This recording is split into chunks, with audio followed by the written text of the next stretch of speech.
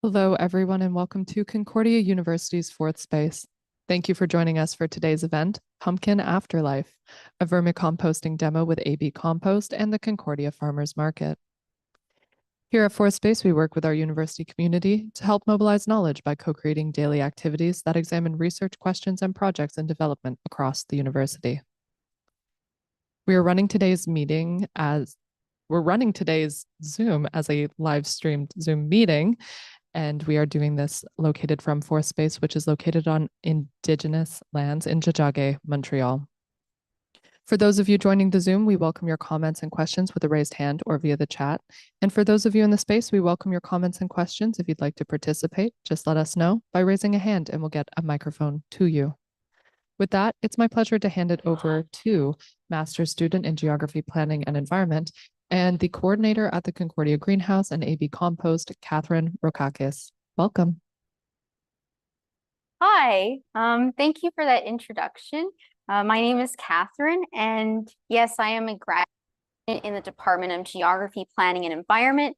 I am also the compost program coordinator for the Concordia Greenhouse project, and I am in charge, or one of two people who coordinate ABCompost. We are a group under the Concordia Greenhouse project, and we work on food waste reduction, and also we do some educational initiatives on campus, so workshops and events like this on food waste and composting as well. And one of the busiest times for ABCompost during the year has to be October Sustainability Month. And I think part of the reason for that is because we really like doing workshops related to Halloween. And I mean, what's not to love about Halloween? There is so much to do. There's so many opportunities for creative expression, baking. You get to dress up in whatever costume you want. You get to go trick-or-treating, go to parties. But Halloween actually originated as a Celtic harvesting festival. And it's been celebrated for thousands of years in Ireland and Britain. It marks the end of the growing season and the beginning of winter. And at the time, it was thought that the boundary between the living and the dead during the Halloween was more fragile, and that there would be spirits roaming among the living. So communities would light bonfires, they would wear disguises so that they can ward off these spirits, and they would share food as a way of honoring the end of the harvest season. When the Irish and Scottish immigrated into North America during the 19th century, they brought many of their Halloween customs and traditions with them. And these early traditions laid the foundation for many of the symbols and rituals that we associate with Halloween today. Over time, Halloween's religious and community-oriented aspects faded, and it became a more secular holiday that's focused on fun and creative expression.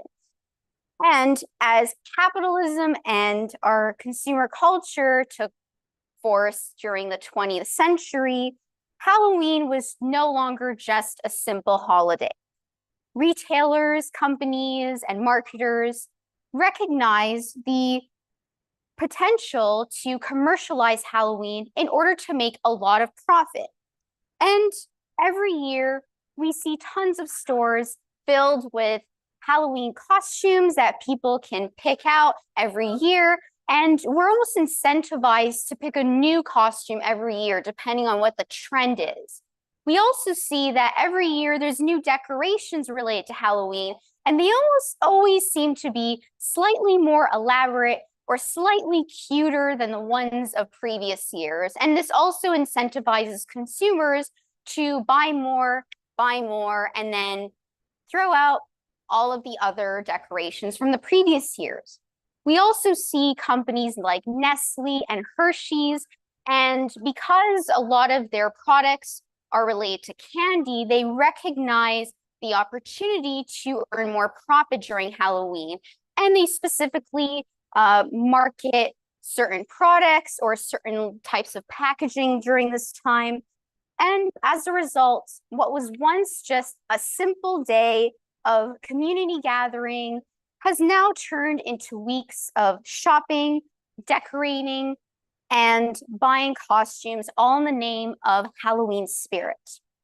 In Canada, Halloween generates at least $1.8 billion of revenue every single year. This makes it the second most commercially successful holiday in Canada after Christmas. However, it comes with significant costs.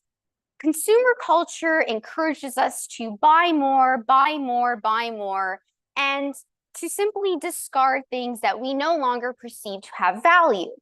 And the landfill makes it very easy for us to do this. It's very convenient. If you no longer need something like this old yogurt container, oh, I'm just going to throw it out. And it ends up in the landfill. And so basically, it's also it's also the way that our economy is structured that makes it easy for us to do this. We live in a more linear cycle where we produce and then we buy, we consume the thing that we buy, and then we discard it later. And not much attention is paid towards repurposing things, reusing them, or disposing them in ways that are more mindful than just throwing them in the landfill. But ignoring our waste and throwing it out does not just make it disappear. It accumulates in landfills, and these landfills destroy habitats. They reinforce social and economic inequalities for the vulnerable, and it exacerbates our climate change crisis. And this consumer culture is very apparent during Halloween.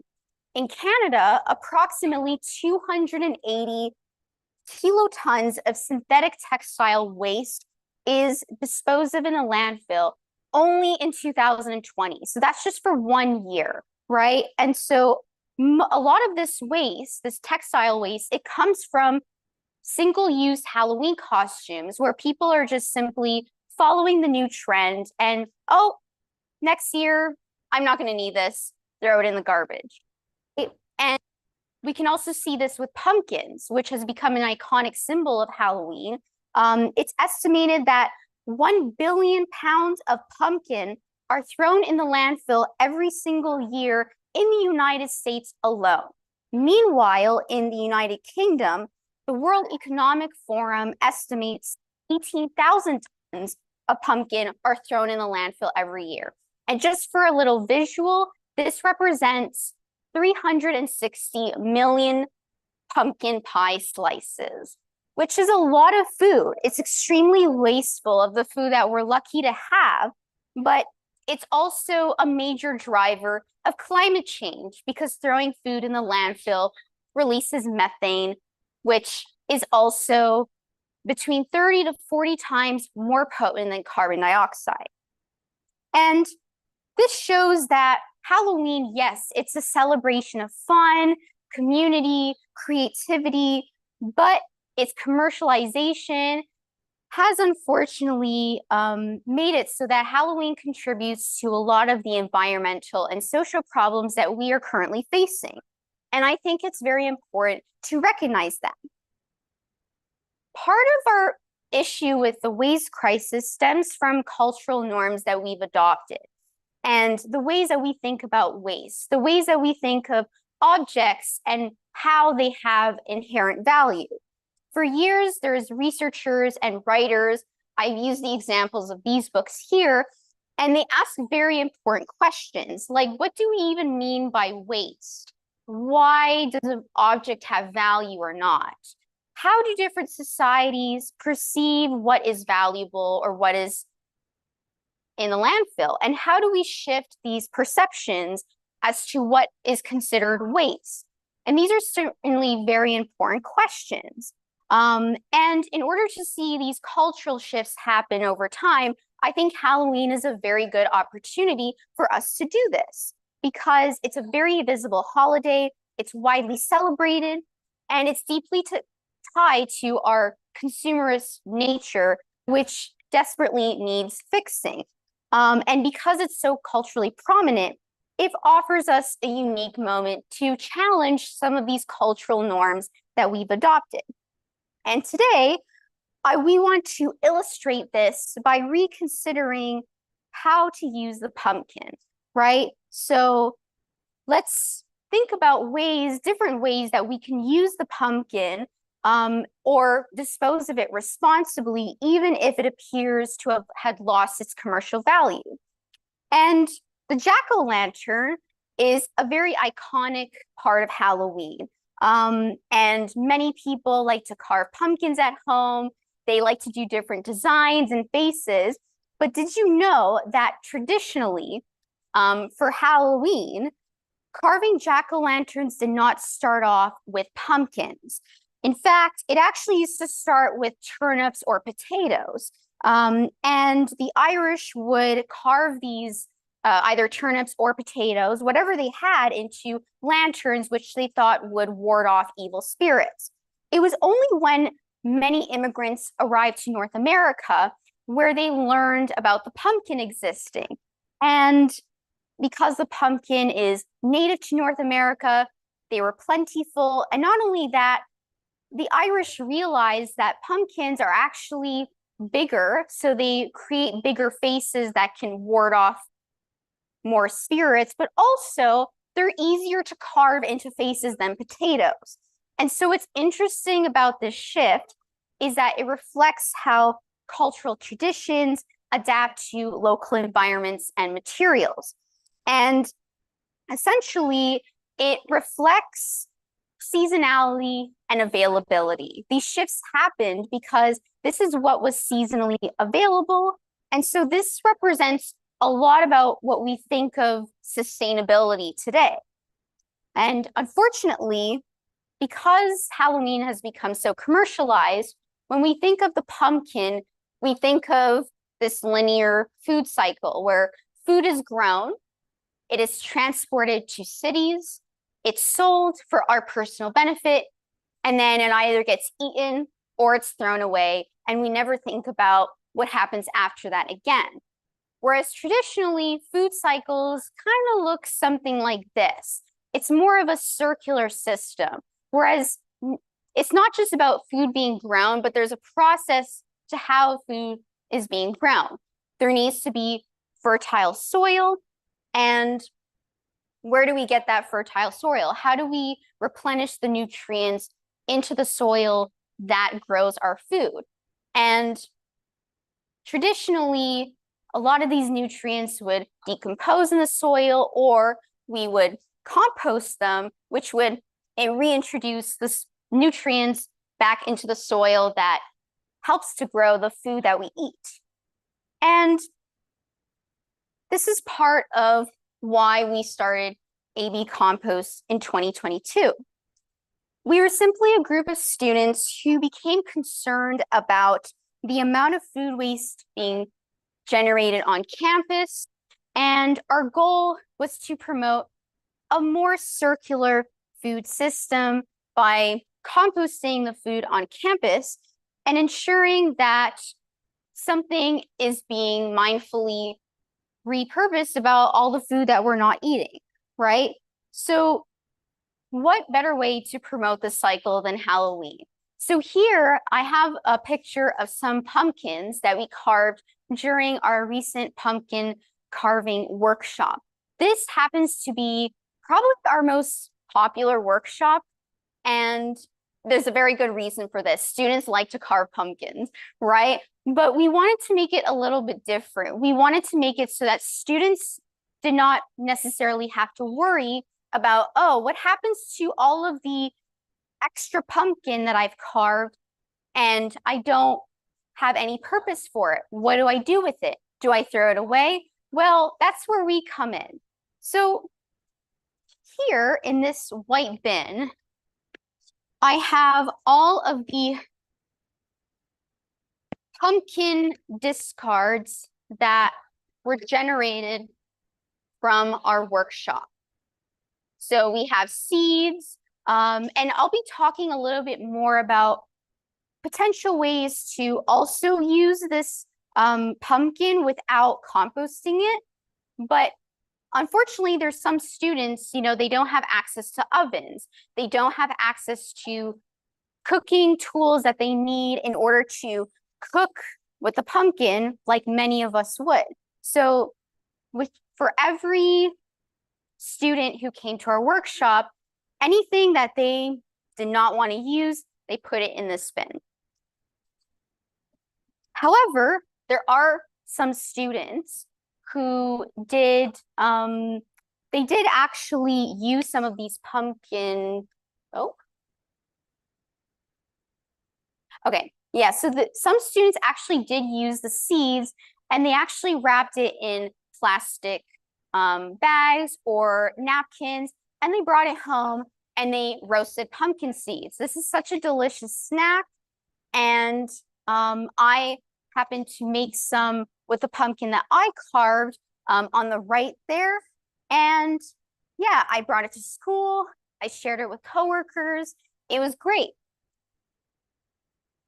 Another way to repurpose the pumpkin, especially the guts of the pumpkin, is by using it for different recipes. So there's plenty of recipes online that you can use. Some people like making soups. Some people like to make baked goods. Me personally, I really like making cookies. So yesterday I found this really cool pumpkin cookie recipe and I tried it and it was delicious. So these are just some ways of utilizing the pumpkin instead of just carving the jack-o'-lantern and then not thinking about everything else within the pumpkin. But what happens if you don't have an oven? What happens if you have your jack-o'-lantern and eventually it rots? Because that's the natural food cycle. Food does not stay perfect forever, and we cannot eat moldy food. That's completely unhealthy. So what do we do after the fact? So as you can see, we collected all of the pumpkin guts and and now I will do a demonstration on, I had a picture there, but I guess, okay.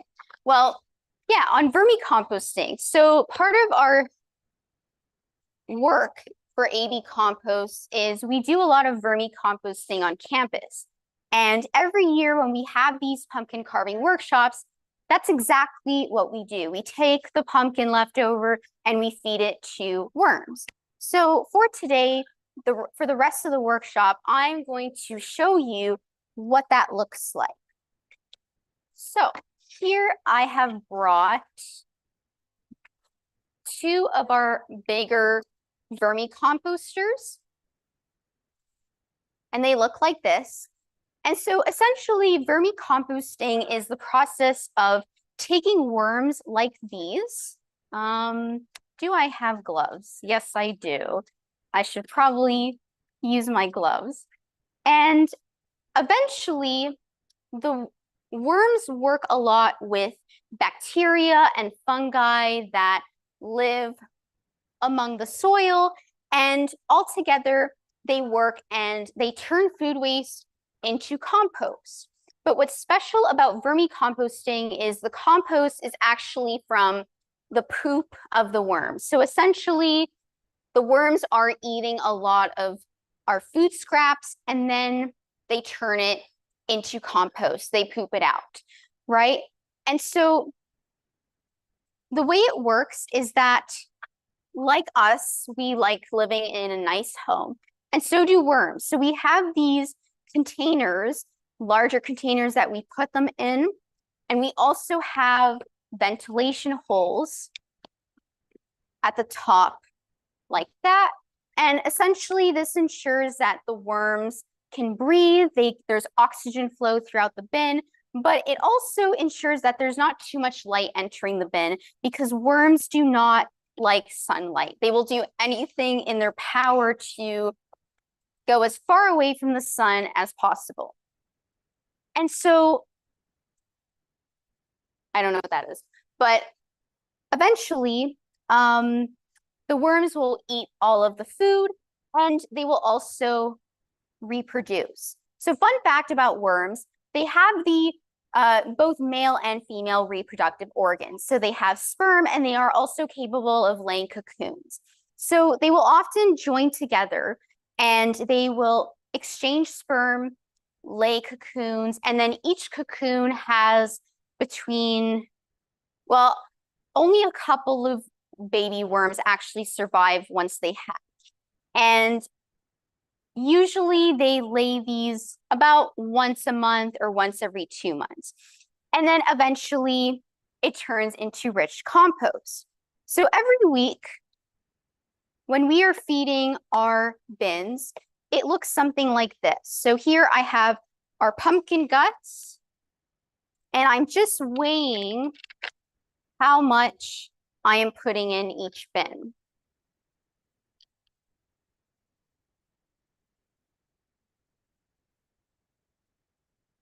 So for the first cup, I have 351 grams. So I will write that down. And then essentially what I do is I scoop at the bottom of the bin. And this is usually where there are more worms, because at the bottom of the bin, it's a lot darker than at the top of the bin. And then I put my food waste like that. And then I cover it up. I repeat this process until each bin has enough food for the worms so that they are able to thrive and reproduce. So here I'm going to do it again.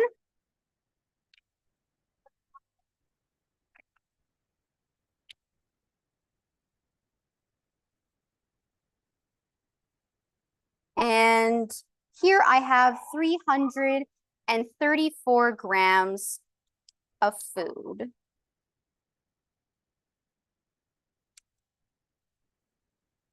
So once again, I'm scooping at the bottom, and then I'm putting the food inside. And for a bin like this, usually about 1,000 grams of food every week is good enough.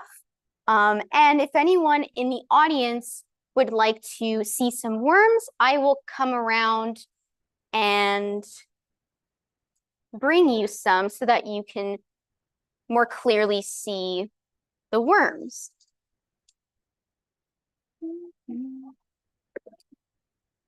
I'm just going to put them on here. And if you want to see, I will actually leave it over here for anyone who wants to see.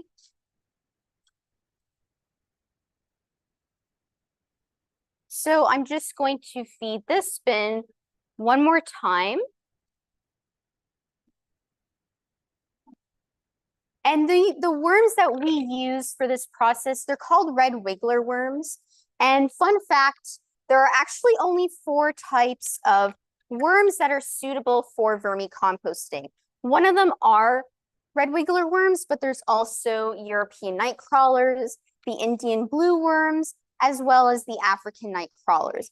And we personally use red wiggler worms because they are able to adapt to a wider range of temperatures compared to other worms. And they are also community feeders. So they like to work together to feed on the same food source. And they don't mind if they're close to one another. Whereas some worms, like the European night crawlers, they're slightly more territorial and they may attack each other. So this one has 374 grams.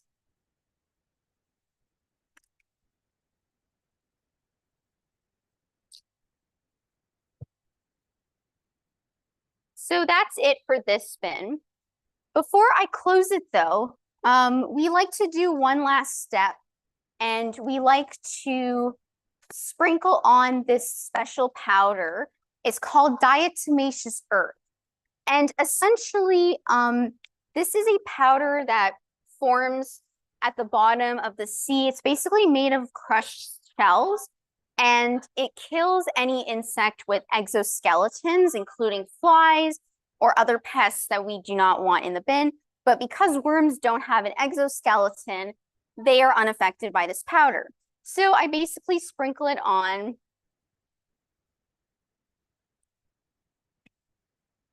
like so, and then I am able to close it.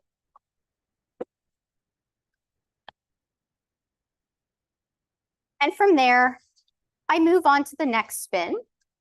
So exactly the same process as before. And we essentially do this about once a week at the Concordia greenhouse, and we have volunteers that help us. Our volunteer sessions are usually every Wednesday from 3 to 5 p.m.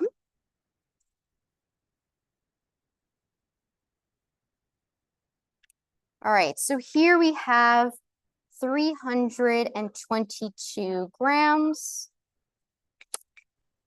And I'm going to do the same thing.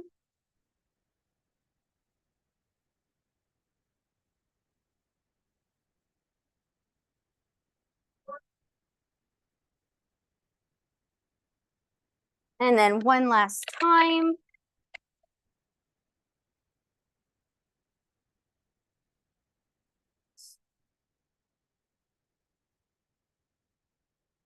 And then here we have 381 grams.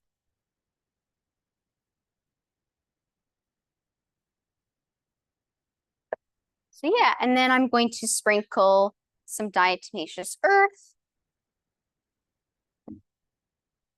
And we're going to close our bin.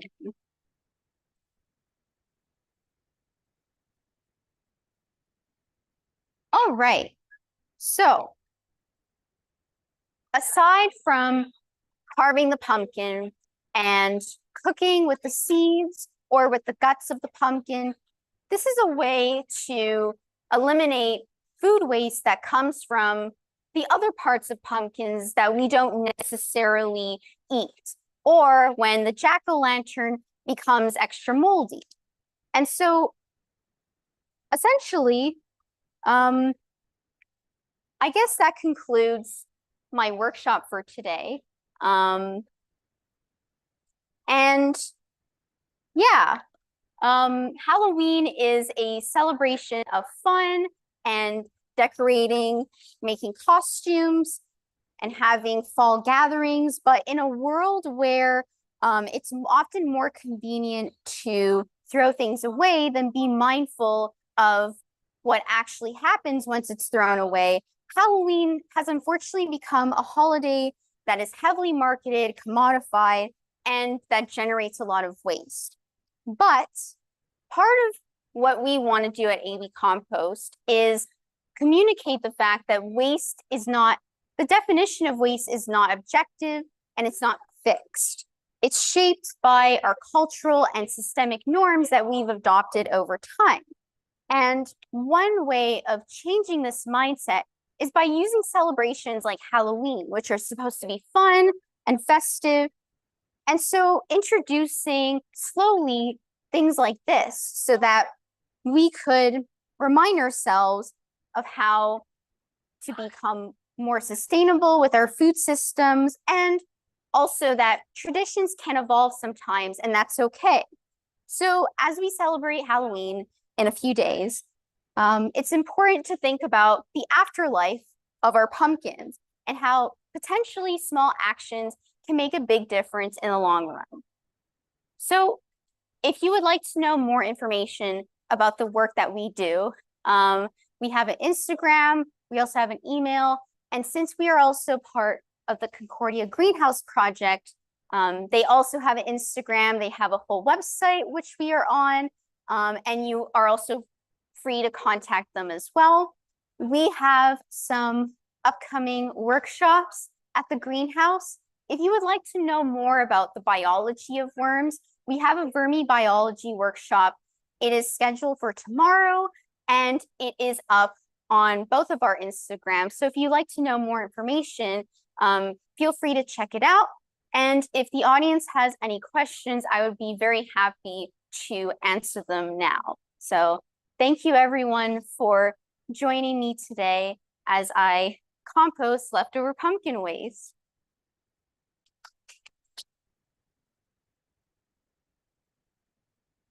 Are there any questions in the audience? Excellent.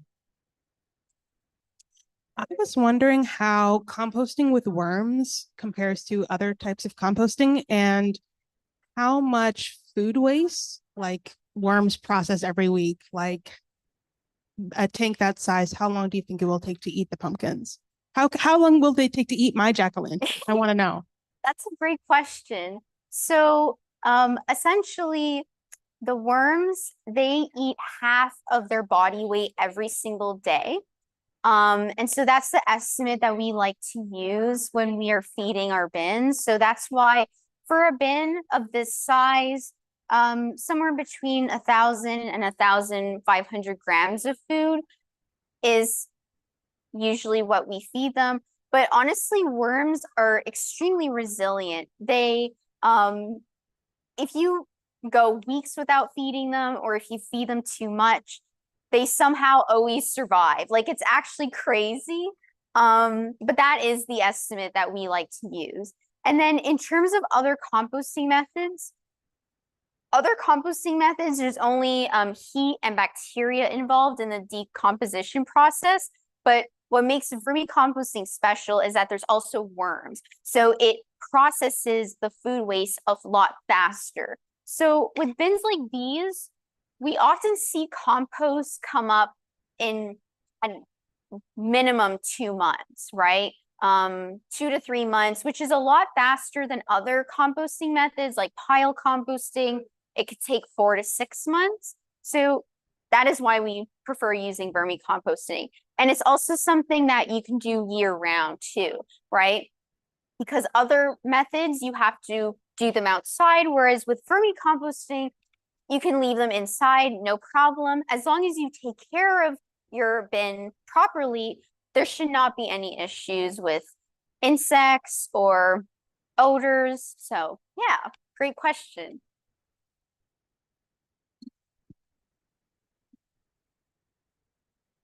Hi.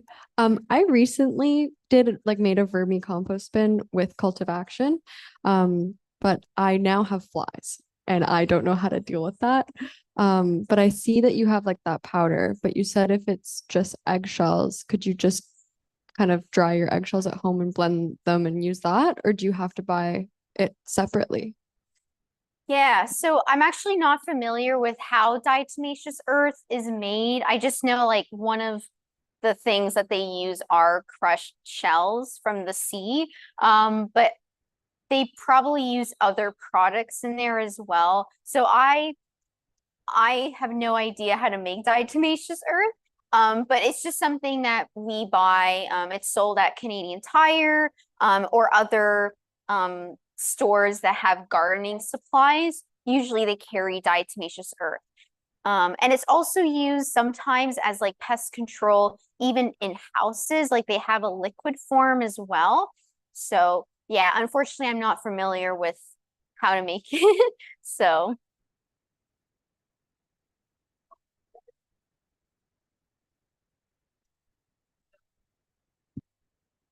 Um, where can I get worms? Like your local worm shop? yeah, that's a great question. So when we started in 2022, we initially purchased our worms in a website called Wormbox. They were they were a store based in Montreal. Unfortunately, they recently closed. We do know one other store that sells worms. I completely forgot the name. It's actually been a while since we've purchased worms because we have so many now that like we don't actually need to purchase anymore.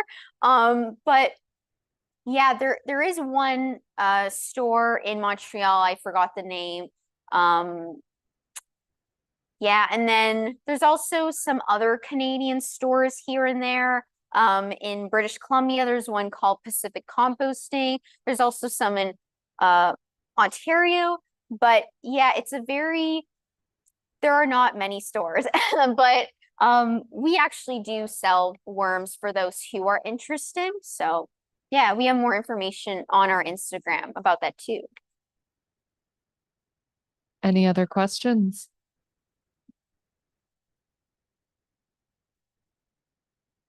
Well, thank you. Thank you for you. that workshop.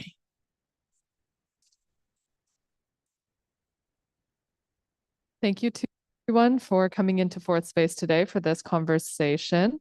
Thank you to those who joined us online. We're going to go ahead, close up the Zoom and the live stream, but a reminder that this is already available on our YouTube channel if you wish to revisit or share it. And we encourage you to check out the rest of this Concordia Farmers Market on until 6 p.m. Thanks so much and have a great day.